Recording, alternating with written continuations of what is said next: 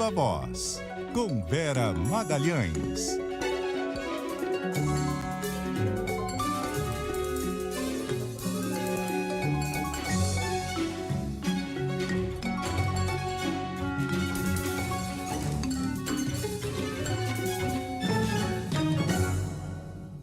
São 6h04. Viva Voz está no ar. Boa noite para todo mundo, mas só para quem sabe a diferença entre o charme e o funk, Carol Moran. Oi, Vera, boa noite. Eu já tô rindo que já viramos figurinha, né? Já tem a figurinha do Leandro dançando. A sua tá sendo confeccionada aqui, já tá pautada. Disseram que eu tô da cor do logo da CBN. Ele tá aqui do lado, mal conseguiu se levantar para fazer a pausa da 1 hora, tá aqui sob o impacto da figurinha. É isso, aqui tem também charme, funk, informação, análise, bastidor, a gente tem de tudo e a gente tá dando uma relaxada agora, mas o dia de ontem foi tenso e a gente ainda traz esse rescaldo todo do ataque de um lobo solitário, um Unabomber brasileiro ali em Brasília, com todas as consequências políticas que ele pode ter. Mas antes disso, a gente vai falar de futebol, porque a seleção brasileira está jogando pelas eliminatórias da Copa contra a Venezuela e o Leonardo Dai está de olho no jogo, já traz as primeiras informações pra gente. Boa noite, Dai. Boa noite, Vera. Bola já rolando no Estádio Monumental de Maturim, cidade no nordeste venezuelano. Estádio cheio, 5 minutos de jogo por enquanto. 0 para a Venezuela, 0 para o Brasil. Nenhuma grande chance de gol até este momento, neste comecinho de jogo. A Venezuela um pouquinho mais presente no campo de ataque nos movimentos iniciais da partida, mas, repito, sem nenhuma chance de destaque para marcar e para abrir o placar nessa partida, que tem 5 minutos e meio agora. 0 para a Venezuela, 0 para o Brasil. Só repetindo a escalação que a gente trouxe mais cedo ainda antes do jogo: Ederson, Wanderson, Marquinhos, Gabriel Magalhães e Abner, Gerson, Bruno Guimarães e Rafinha, Savinho, Vinícius Júnior e Igor Jesus. É a seleção brasileira do técnico Dorival Júnior para este jogo da 11ª rodada das eliminatórias sul-americanas para a Copa do Mundo de 2026. 6 minutos do primeiro tempo, 0 para a Venezuela, 0 para o Brasil. Vera. Obrigada, Dai. A gente vai acionando o Léo ao longo do jogo para saber que quando tiver gol também ele vai entrar aqui. E você não precisa sair do Viva Voz, fica com o Viva Voz e a TV no mudo ali acompanhando o jogo. A gente vai direto para Brasília, porque a Isis Tassiarini traz as últimas informações, o que tem de mais recente em relação a esse ataque que deixou o próprio perpetrador do ataque morto. Ele acionou bombas e acabou detonando explosivos em si mesmo e tem uma grande repercussão política a partir disso. Isa, o que tem de novidade aí nesse caso? Oi, Vera, um dia de bastante repercussão, né? Principalmente ali em relação à investigação que foi aberta pela Polícia Federal, já que os investigadores instauraram um inquérito.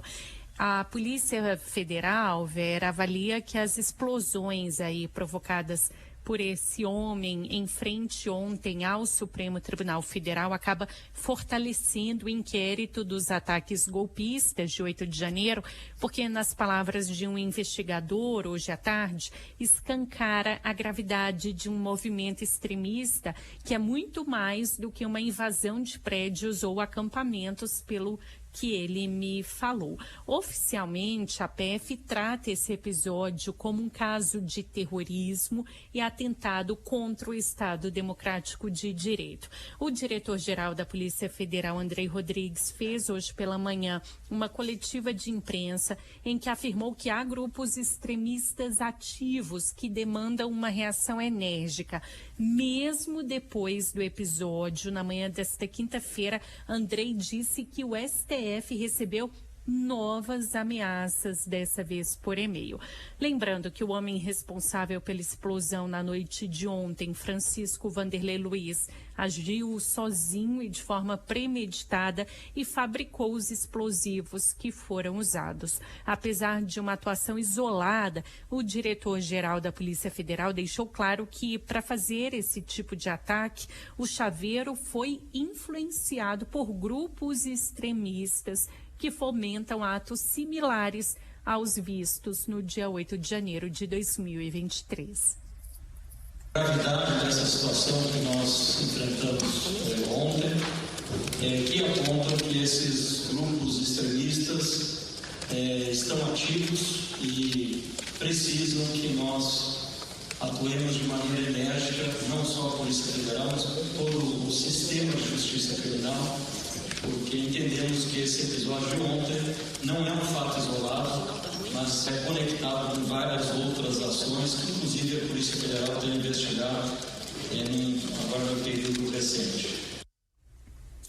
A Polícia Federal não sabe ainda dizer se Francisco participou do dia 8 de janeiro, mas ele fez referências aos atos terroristas em mensagens nas redes sociais. A Polícia Federal explicou ainda que a investigação vai buscar analisar o material explosivo e estudar o processo produtivo para saber a origem das bombas. Mas a avaliação inicial é de que foram artefatos tubo, um material artesanal, mas com um alto grau de letalidade, porque é um explosivo de fragmentação que simula uma granada. Na área da esplanada, a polícia ainda encontrou pelo menos mais 8 artefatos explosivos como esses. O homem ainda espalhou essas armadilhas na casa em que morava em Ceilândia, que é uma região administrativa que fica a cerca de 30 quilômetros aqui da área central de Brasília. Andrei Rodrigues disse que o uso de um robô poupou a vida de policiais que estavam no endereço. Entramos na residência, o robô entrou na residência e, ao abrir uma gaveta para fazer a busca, houve uma explosão gravíssima que salvou, o uso do robô salvou a vida de alguns policiais que, se tivessem ingressado na residência, certamente não sobreviveriam àquela intensidade da explosão. No Rio Grande do Sul, hoje, a Polícia Civil prendeu um hacker suspeito de ameaçar com bombas o Supremo, isso no fim de 2022, logo depois do resultado das eleições presidenciais que deram a vitória ao hoje presidente Lula. Agora a Polícia Federal investiga uma possível conexão entre o hacker e Francisco Vanderlei. O homem preso no Rio Grande do Sul é um empresário de 36 anos que trabalha no ramo de tecnologia da informação e fazia parte de grupos extremistas. Vera, eu volto com você. Obrigada, Isa, pelas suas informações. Realmente, Carol, tudo leva a crer que ele agiu sozinho, os depoimentos dos familiares, etc. Mas não dá para a gente subestimar o peso de anos de radicalização a que as pessoas estão sendo submetidas pela polarização política, pelo discurso de ódio contra as instituições e, sobretudo, contra o Supremo Tribunal Federal. O irmão do Francisco chegou a falar que ele manifestava o desejo de matar o ministro Alexandre de Moraes. E isso a gente sabe que muitas vezes extrapola do discurso da boca para fora para a ação, como aconteceu no caso dele, né? Então, não dá para subestimar esse tipo de ameaça. A gente vai continuar trazendo a repercussão das autoridades. Agora, a Samantha Klein traz para a gente o que falaram os parlamentares, os ministros, como é que foi a reação a esse ataque em Brasília. Boa noite, Samantha. Boa noite, Vera. Olha, depois desse atentado na Praça dos Três Poderes, na noite de ontem, o presidente do Supremo Tribunal Federal, Luiz Roberto Barroso, afirmou que o caso não é isolado e faz parte de uma rede de radicalização de alguns grupos no país. O ministro ainda se manifestou contra a proposta de anistia aos envolvidos nos atos do 8 de janeiro que tramita no Congresso Nacional. Ele afirmou que querem perdoar sem antes condenar. A discussão sobre a anistia é uma discussão própria do Congresso, pela Constituição. Agora, geralmente você não anistia antes sequer de ter julgado. E acho que passar a mão na cabeça em episódios como o que ocorreram aqui, isso aqui foi tudo destruído. Com pessoas que se articularam, de modo que o discurso de que algumas pessoas inocentes e ingênuas estiveram aqui não é um discurso verdadeiro. Portanto, é preciso responsabilizar, porque do contrário, nas próximas eleições, quem perder vai achar que pode fazer a mesma coisa e a gente naturaliza o absurdo. O ministro Luiz Roberto Barroso ainda chancelou, ele ainda elogiou a atuação da segurança do tribunal, disse que foi a segurança que evitou a entrada de Francisco Vanderlei Luiz, que vinha com explosivos junto ao corpo. Barroso também afirmou que está na hora de encerrar o inquérito dos atos antidemocráticos e entregar os resultados para a Procuradoria-Geral da República. O ministro Barroso também chancelou que o ministro Alexandre de Moraes seja o relator do inquérito que vai investigar o atentado, inclusive a distribuição de uma ação por prevenção a um ministro do tribunal e não por sorteio, como geralmente acontece, ocorre quando ele já investiga casos que têm ligação direta com esse novo processo. E esse é o entendimento para esse caso envolvendo o homem que acabou morrendo ontem aqui na praça com estes explosivos. Para Barroso, as informações colhidas até o momento pela PF apontam que os fatos estão diretamente relacionados. Já Moraes criticou agora à tarde, na sessão plenária do STF, autoridades que têm falado que o ataque se trata de suicídio. Ainda na noite dessa quarta-feira, quem falou isso foi a governadora em exercício do Distrito Federal, Celina Leão, levantando essa tese em coletiva de imprensa no Palácio do Buriti. Quero lamentar essa mediocridade das pessoas que, por questões ideológicas, querem banalizar, dizendo o absurdo que foi, por exemplo, um mero suicídio. Não, a nossa polícia judicial evitou que ele entrasse aqui para explodir. E na hora que ele seria preso, aí ele se explodiu. Lamentar essa mediocridade que também normaliza ou pretende normalizar um contínuo ataque às instituições. Vera e Carol, inclusive, Celina Leão esteve numa breve visita aqui no Supremo Tribunal Federal, disse que está à disposição para qualquer ajuda ao Supremo Tribunal Federal. Esse encontro foi com o ministro Luiz Roberto Barroso. Mais cedo, o ministro Alexandre de Moraes, também sem mencionar diretamente o ex-presidente Jair Bolsonaro, fez uma crítica. Ele disse que o ato de ontem ocorre sob um falso manto da liberdade de expressão que tem resultado em crimes. Essa fala é vista como um recado ao ex-presidente que mais cedo pediu nas redes sociais pacificação. Quem também se mobilizou agora à tarde foi o líder da oposição no Senado, o senador Rogério Marinho. Ele defendeu o PL da anistia, afirmando que é necessário voltar à normalidade democrática, mas que isso só vai acontecer com uma reconciliação. E quem se manifestou também do PL e chamou a atenção foi o senador Marcos Pontes. Ele classificou as explosões na Praça dos Três Poderes como um ato terrorista. E isso vem irritando os bolsonaristas, que estão dizendo que a ação do Francisco Vanderlei Luiz foi uma ação isolada, que se trata de um lobo solitário que atuou aqui em Brasília e que não tem nada a ver com os atos do 8 de janeiro. Com você. Obrigada, Samantha. Bom senso do senador Marcos Pontes, porque ainda que seja um lobo isolado, e isso as investigações ainda vão dizer, não deixa de ser um ato terrorista. Quando você coloca em risco a vida de servidores públicos, de pessoas que não têm nada a ver, de inocentes, por conta do seu extremismo político, você está tentando cometer um ato terrorista. Então, a classificação não está errada, não. E minimizar isso. E o senador Rogério Marinho falar em conciliação, né, Carol? Depois de... Que conciliação que eles estão pretendendo? É uma conciliação que traz a cabeça do ministro do Supremo numa bandeja? É esse tipo de conciliação? É esse tipo de ódio que as pessoas estão sendo instadas a externar. É impressionante que o senador não faça sequer nossa, lamento muito, é grave. Porque é grave, ele estava no prédio ao lado, poderia ter sido no Senado, como já foi no 8 de janeiro de 2023, né?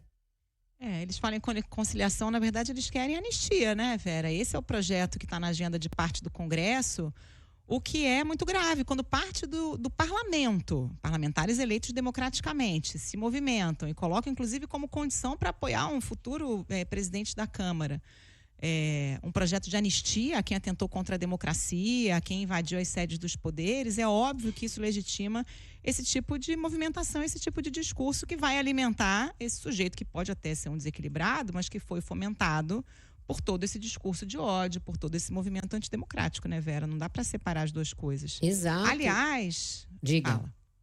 Não, eu ia chamar a Ana Carolina Tomé, fazer Vamos o link nessa. com isso, porque assim, é um ato terrorista que foi planejado, né? Ele inclusive deixou vestígios na casa que alugava em Ceilândia, antes aí desse ataque. Vamos a Brasília com a Ana Carolina Tomé, que tem informações sobre isso. Oi, Ana, boa noite. Oi, Carol, boa noite para você, para Vera e aos ouvintes. O homem responsável pelo atentado ontem à noite na Praça dos Três Poderes deixou algumas pistas de que o crime pode ter relação com os ataques golpistas de 8 de janeiro. Ele escreveu uma mensagem no espelho do banheiro da casa em que ele estava morando de aluguel em Ceilândia, uma região que fica a cerca de 30 quilômetros da região central aqui de Brasília, sugerindo que o alvo do ataque era mesmo o Supremo Tribunal Federal. Ele escreveu: Débora Rodrigues, não desperdice batom. Isso é para deixar as mulheres bonitas. Em estátua de merda se usa TNT, fazendo uma alusão ao uso de explosivo. Débora Rodrigues é o nome da mulher que escreveu de batom Perdeu Mané na estátua da Justiça que fica na Praça dos Três Poderes durante os atos golpistas de 8 de janeiro. O homem também deixou na parede do quarto um cabide com uma camiseta com estampa de dominó, o que para alguns integrantes da segurança pode ser um recado de efeito dominó, que é quando um crime desperta coragem em outras pessoas para fazerem o mesmo. Um outro gesto mostra que ele já estava planejando o atentado. Ele deu a uma vizinha, a professora Dayana Silva, uma nota de $1 assinada, dizendo que ela valeria muito daqui a algum tempo. Ele me entregou uma nota de $1, autografou com a data do dia do professor, disse que eu não poderia entregar para ninguém, que há alguns anos ia valer muito valor. Todos os vizinhos disseram que Francisco Vanderlei Luiz tentava cativar todo mundo que era comunicativo e falava de política e fazia comentários contra o presidente Lula. Uma outra moradora de Ceilândia, que não quis se identificar, afirmou que no ano passado ele já veio e ficou alguns dias no Distrito Federal. Boas amizades ele tinha. Uma pessoa ótima. Você não olhava assim, não imaginava que ele fosse fazer uma coisa dessa. Ia voltar para casa dele porque teve aquela enchente lá na Santa Catarina. Ele foi para ajeitar os imóveis que ele tinha lá. E aí ficou lá. 1 ano e pouco ele ficou lá, né? Depois ele falou que queria voltar. Se tinha, o quarto estava vago, né? A kit. Aí eu falei, olha, tá alugado agora no momento, mas se desocupar, aí ele falou assim, se ficar vago, aí você me fala que eu pago. Segundo ela, ontem um homem saiu bem cedo de casa por volta de 6 horas da manhã e à noite teve a explosão. Ela até postou nas redes sociais um vídeo segurando uma taça de vinho e alguns desenhos de explosão, e a letra da música fala sobre ser imparável e saber enganar a cidade. Na Praça dos Três Poderes, ele usava uma roupa com referência ao personagem Coringa. Antes de sair de casa, deixou explosivos montados também na kitnet que ele morava. A polícia militar passou a madrugada na residência neutralizando os artefatos que foram encontrados no fogão, na pia e também em alguns canos. Carol, Francisco Vanderlei Luiz foi candidato a vereador pelo PL em 2020 em Rio do Sul, Santa Catarina, mas não se elegeu. Ele chegou a deixar mensagens a amigos e familiares indicando que cometeria os ataques. Em seu perfil no Facebook, Luiz reproduzia teorias conspiratórias anticomunistas. No dia 24 de agosto, ele chegou a visitar o plenário do STF e ainda postou uma foto no local com a legenda: deixaram a raposa entrar no galinheiro. Volto com você. Obrigada, Ana, pelas suas informações. Carol, aí tem vários indícios que vão nortear esse inquérito e várias correlações com o 8 de janeiro, né? Pois é, várias correlações, até porque ele estava em Brasília na época do 8 de janeiro, né? Não se sabe exatamente se ele teve alguma participação ou não. E agora tem que se investigar se ele agiu sozinho, qual era o tipo de relação que ele tinha com grupos radicais, tudo isso vai ter que ser muito bem apurado, né, Vera? E veja, ele sabe o nome da golpista que pichou a estátua da Justiça.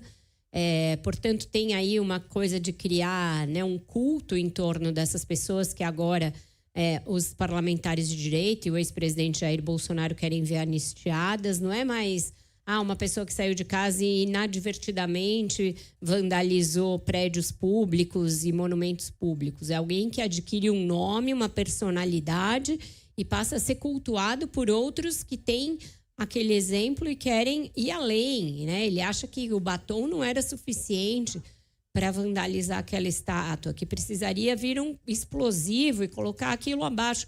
Então, os atos de 8 de janeiro não são uma efeméride qualquer. Para muita gente, aquilo passa a ser um alvo, um objetivo. Você quer superar aquilo que aconteceu anteriormente e mostrar que você está mais imbuído ainda que aquelas pessoas, no objetivo de calar o Supremo, de calar os ministros e de promover alguma vingança contra quem você imagina que foi responsável pela derrota do ex-presidente Jair Bolsonaro. Enfim, aí são as mais diferentes elucubrações. Em publicações que ele deixou nas redes sociais, sobrou até para o William Bonner, para o ex-presidente José Sarney, ex-presidente Fernando Henrique Cardoso. Então, você vai fazendo um bolo de narrativas na sua cabeça em que todo mundo é colocado como vilão, como comunista, e você vai deixando esse ódio fermentar e fomentar ações como as de ontem. Vera. E um caso desse acaba fomentando outro. Hoje mesmo tivemos novas ameaças ao Supremo, né? Exato. O diretor-geral da Polícia Federal disse que chegou mais ameaça por e-mail, então isso tem que ser estancado realmente. Tem que ser estancado. A gente vai para um intervalo e volta com o ponto de vista em que a Renata Agostini vai comentar esse caso também a partir de apurações que ela tem. CBN Ponto de Vista, com Renata Agostini.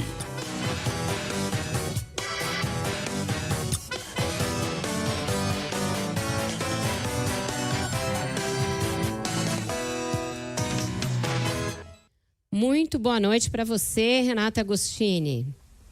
Boa noite, Vera, Carol, boa noite a todos. Vera, que eu já elogiei, mas vou elogiar aqui de novo, está com essa blusa, esse azulão maravilhoso.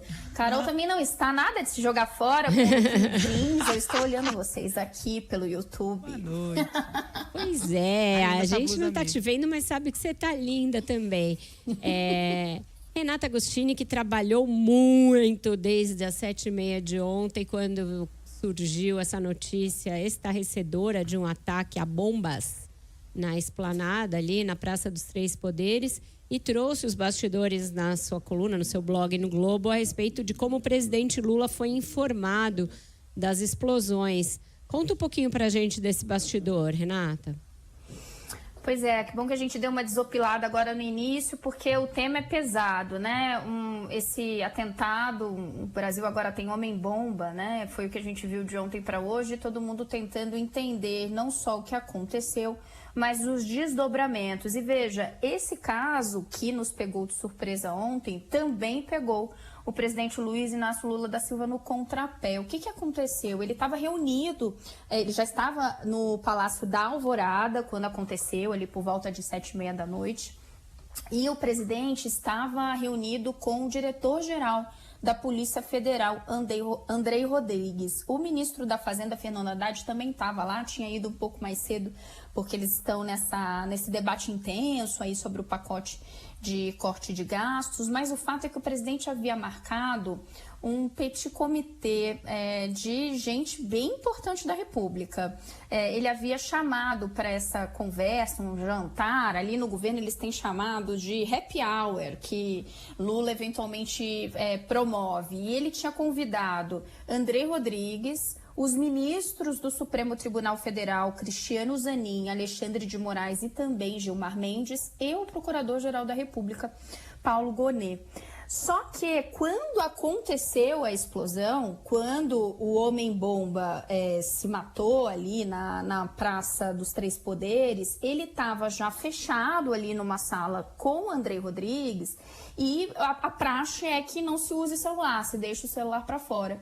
Então demorou um certo tempo até que o presidente fosse avisado. Quem avisou foi o ministro Cristiano Zanin, que chegou ali se desculpando porque estava atrasado para o horário combinado e falou, olha, a sessão lá no Supremo demorou um pouco, mas também houve as explosões e contou. E isso surpreendeu tanto o presidente quanto o diretor-geral da Polícia Federal. E aí esse veto, né, de celular caiu por terra, porque o DG, né, como a gente chama, teve que começar a fazer as ligações não só para entender o que estava acontecendo, mas também para acionar a Polícia Federal, que entrou logo na história, não só ali com peritos, com o grupo especial, né, antibombas, mas imediatamente o entendimento foi o de que era preciso abrir uma investigação, não deixar só com a investigação da Polícia Civil, e a determinação, então, foi que se instaurasse um inquérito.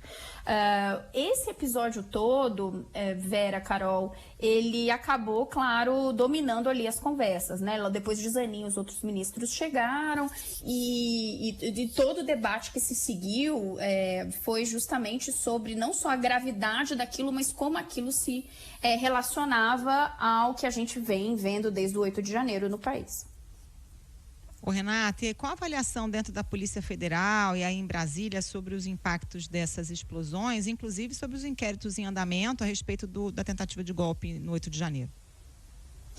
A gente está, dessa vez parece, a gente já viu as fontes falando algumas vezes, né, que esse inquérito do golpe, como ele ficou conhecido, ele estava para ser finalizado, mas agora é para valer, não só porque eles já estavam nessa trilha de finalizar mesmo em novembro. O inquérito já estava bem avançado quando chegou a eleição e ali houve uma parada estratégica, não nos trabalhos, né, mas nessas previsões de publicação e de envio dos achados finais dessa investigação para o Supremo Tribunal Federal, porque havia um entendimento de que não dava para misturar isso com o período eleitoral. Então já havia esse norte de se concluir em novembro. Ocorre que a avaliação da cúpula da PF é que esse caso trágico, ele dá impulso às investigações, fortalece o inquérito do golpe por algumas razões. A primeira é porque traz a memória de todo mundo o que aconteceu no 8 de janeiro, né? A depredação ali em larga escala dos órgãos públicos, né? E da sede dos poderes. Esse ataque às instituições democráticas, e porque a gente está falando de pessoas com, agora a gente vai descobrindo, né, todo esse histórico do homem-bomba, pessoas que têm um norte muito semelhante, né, comungam ali de um ideário extremado, pessoas que foram radicalizadas e que acabaram sendo levadas a esse tipo de ato. No caso do autor das explosões de ontem, o que a Polícia Federal já está entendendo é que ele estava ali, na verdade, perseguindo há muito tempo esse plano, né? Mais cedo, inclusive, a ex-mulher dele falou que ele tinha um plano muito claro ali de assassinar, um objetivo, né? De assassinar o próprio ministro Alexandre de Moraes. Todo esse contexto, na visão da Polícia Federal, inclusive um integrante da corporação falou exatamente essa expressão para mim mais cedo. A gente vai aqui tentar fazer do limão uma limonada e usar isso para impulsionar o chamado inquérito do golpe. Gente, lembrando que a Polícia Federal tem que concluir essa investigação, enviar esse relatório ao Supremo Tribunal Federal, e a gente está na expectativa de como a Procuradoria-Geral da República vai se manifestar não só nesse caso, mas em outros 2 inquéritos nos quais o ex-presidente Jair Bolsonaro foi indiciado. Agora, Renata, a gente sabe que a Polícia Federal tem independência, autonomia em relação a governos, e que sempre que ela está num caso rumoroso tem muita discussão a respeito se há interferência ou não dos presidentes nessas investigações. A gente sabe que está na reta final desses inquéritos e o DG da PF estava lá num tete-a-tete com o presidente Lula antes do atentado. Conseguiu apurar se o tema já era a conclusão desses inquéritos? Porque seria, no mínimo, esquisito que ele estivesse discutindo com o presidente Lula a esse respeito, né? Eu acho muito importante a gente sublinhar o fato de que todos eles já haviam combinado esse encontro. Então, veja, descobrimos de forma mais célere que todos estavam reunidos na Alvorada por conta do atentado. Então, ontem, assim, logo depois, né, de que tudo aconteceu, eu já consegui apurar que o DG estava lá, depois veio a informação que ministros do Supremo também estavam, Moraes e Zanin. Então eu fui juntando, eu e outros colegas, nesse quebra-cabeça de ontem para hoje. Inclusive, hoje confirmando a presença do Procurador-Geral da República. Todas as fontes reiteram, inclusive auxiliares do presidente, mas também interlocutores desses atores presentes, que esse era um encontro que já estava agendado. Agora, veja, um encontro que já estava agendado, eles dizem, para falar de conjuntura, para falar do cenário, o Lula tem feito esses encontros. Mas é muito importante a gente colocar quem são essas figuras. Então, dias antes da conclusão de um inquérito que deve indiciar o ex-presidente Jair Bolsonaro, né? Aqui é dado como certo que isso acontecerá diante das informações que vêm de integrantes da PF. Então, dias antes, o presidente da República, que é o principal opositor desse que deve ser um dos indiciados, se reúne com o diretor-geral da Polícia Federal encarregado da conclusão do inquérito, né? O chefe de quem está ali na ponta investigando. Também com o ministro relator desse caso no Supremo Tribunal Federal e com o chefe do Ministério Público encarregado de pegar esse material e dar sua manifestação para que Moraes, que estava lá também. Então, o momento, ele é, no mínimo, intrigante. E tenho certeza que não só eu, mas todos nós ficaremos de olho para entender melhor o motivo dessas conversas. É isso. Muito obrigada por hoje, Renata. A Renata volta na próxima terça-feira. Um ótimo feriado para você. Até lá. Feriado? Não sei o que é isso. Estarei trabalhando. E terça-feira estarei no Rio. Falaremos lá do G20. Verdade. Até lá, então. Boa viagem para você. Beijo, meninas. A gente volta agora a Brasília, Carol, porque o Igor Cardim tem informações a respeito das investigações e também a respeito do reforço da segurança do G20, que é essa pauta dos próximos dias. Boa noite para você, Igor. Oi, Vera. Boa noite para você e para os nossos ouvintes. Pois é.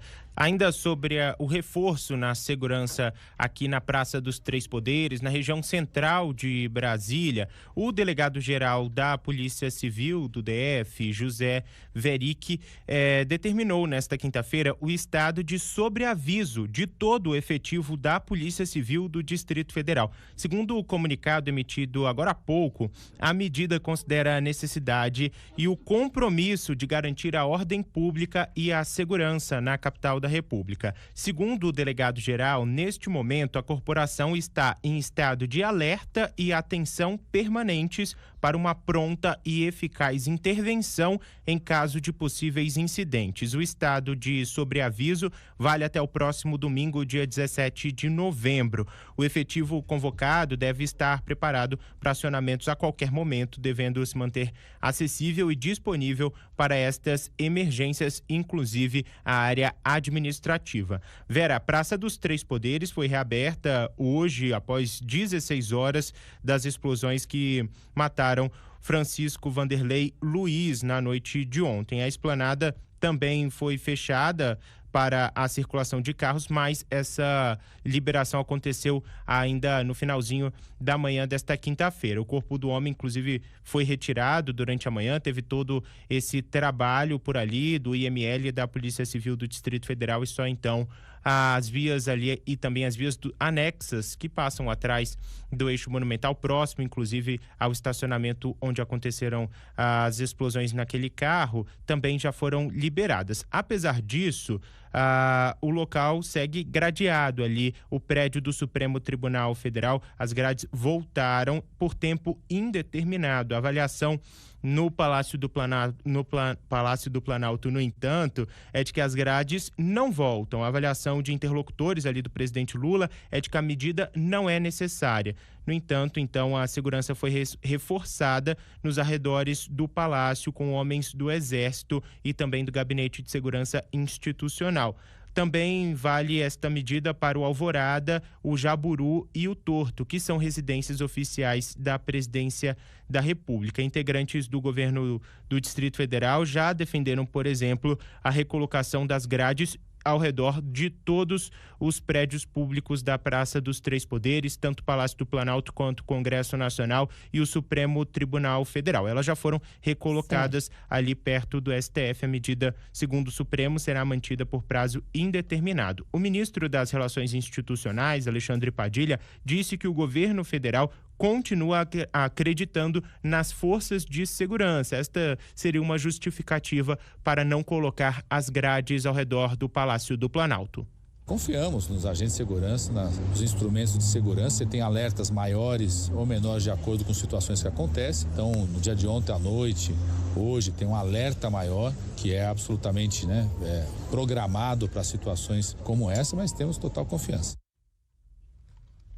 Vera, e por conta das explosões na Praça dos Três Poderes, a PRF montou uma operação emergencial para reforçar a fiscalização nas rodovias que cortam aqui o Distrito Federal. Perfeito. Falando agora sobre a operação Igor. de segurança da Força Aérea Brasileira. Oi, Igor.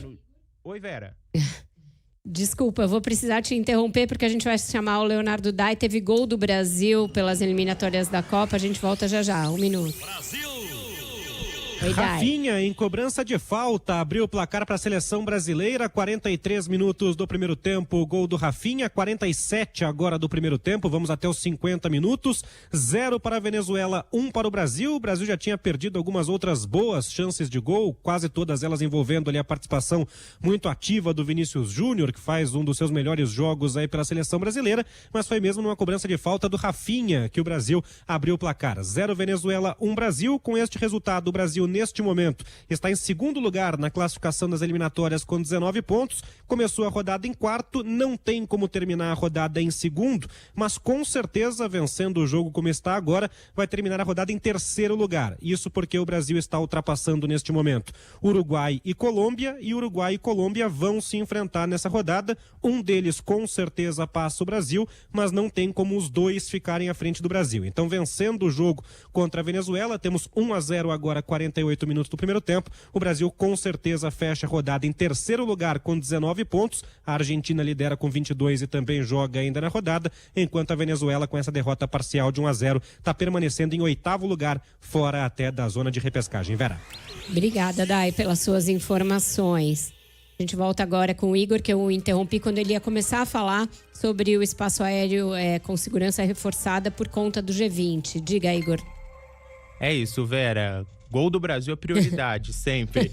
Mas olha, a coletiva de imprensa com a Força Aérea Brasileira tratou ali das áreas de segurança no espaço aéreo do Rio de Janeiro. Então, essa operação começa de sábado para domingo, à meia-noite, e segue até quarta-feira, até às 11h59 da noite, com restrições diversas ali no espaço aéreo da cidade do Rio de Janeiro, principalmente ali na região onde vão acontecer os eventos do G20. Então, por exemplo, ali na praia de Copacabana há uma restrição muito grande, também no MAN, né, onde vão acontecer as reuniões propriamente, também com espaço aéreo limitado. Eles dividiram em 3 áreas: a área branca, a área amarela e a área vermelha. Essa última é uma área de 7,5 km que somente aeronaves envolvidas no evento podem sobrevoar, e também aeronaves de emergência, como do Corpo de Bombeiros, por exemplo, com autorização saindo inclusive de Brasília. Eles montaram um centro aqui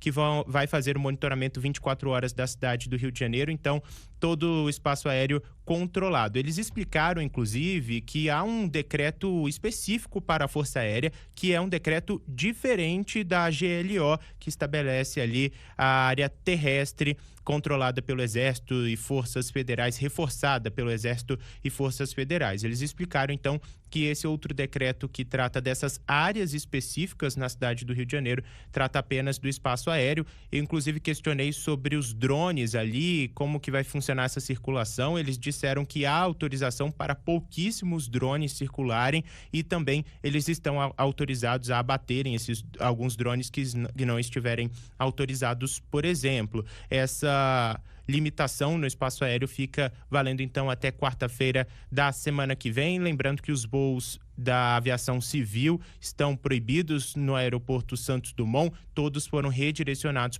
para o aeroporto do Galeão. Vera.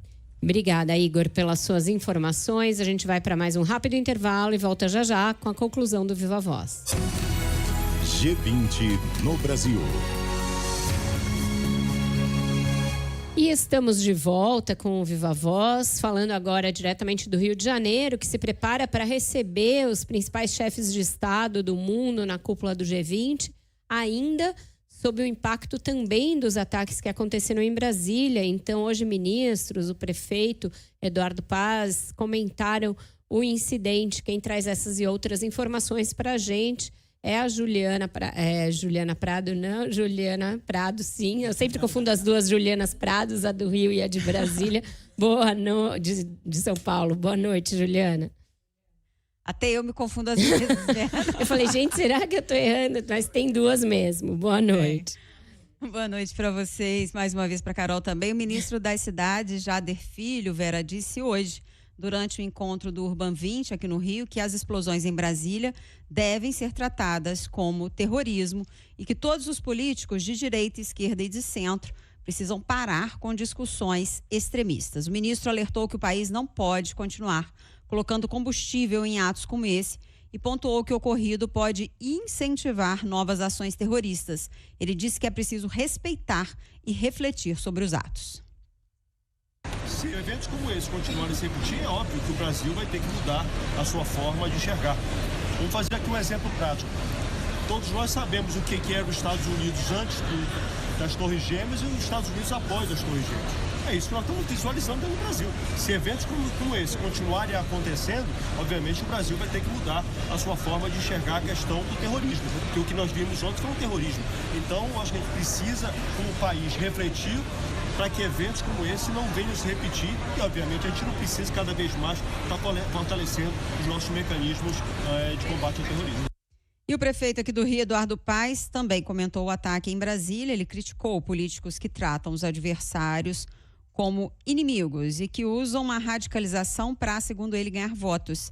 Paz disse ainda acreditar que o episódio foi um ato isolado e que o Rio está seguro, Vera, para receber os chefes de Estado.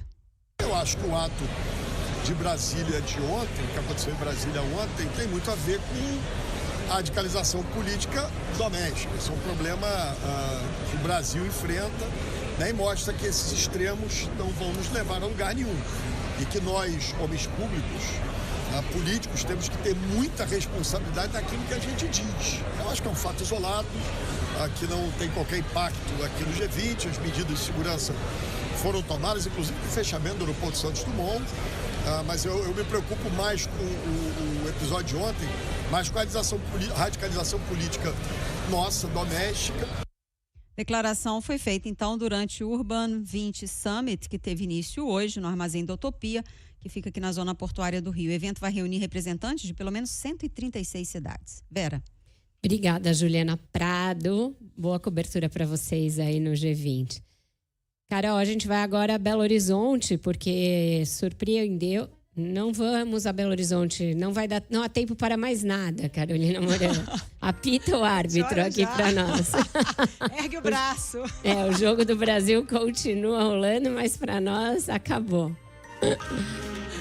Obrigada, Vera. Até amanhã. Boa noite para você. Até amanhã. Bom jogo para vocês. Vocês ficam agora com o ponto final, com Carolina Moran, Leandro Gouveia e também com o Jogo do Brasil.